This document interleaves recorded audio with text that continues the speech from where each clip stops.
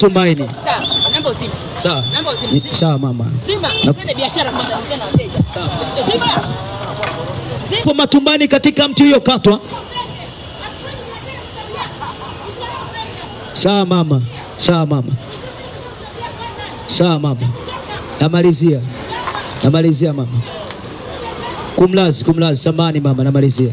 Sawa mama, namalizia. Sawa. Sasa nifanye biashara na wateja.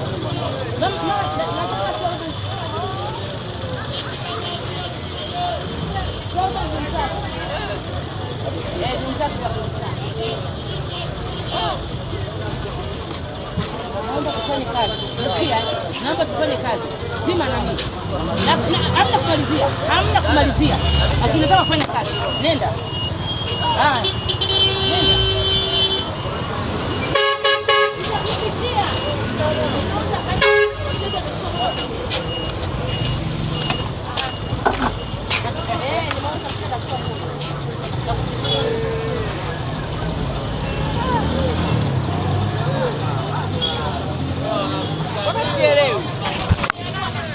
Yes, Bwana Yesu asifiwe.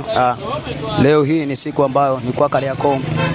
Kariakoo mahali hapa sasa nimefanya injili. Changamoto zimetokea ni kwamba baadhi ya sehemu hii wakati nahubiri kaja mama mmoja akaniletea shida na changamoto mahali hapa. Sasa hizi ni changamoto za injili ambazo unakutana nazo ukiwa unahubiri habari za uzima. Kwa hiyo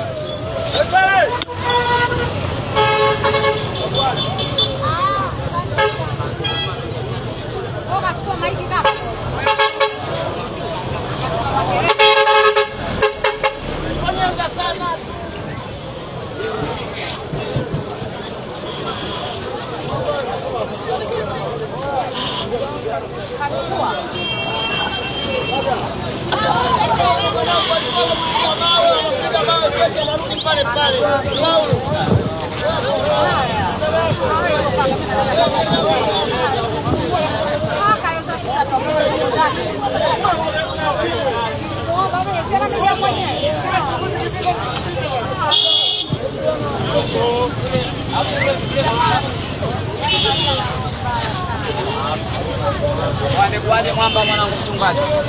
Umekuaje? Kule kule.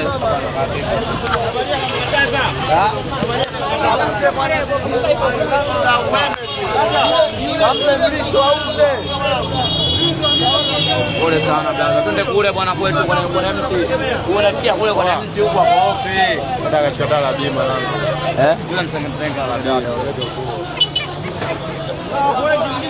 Ile kuna neno limemchoma huyo.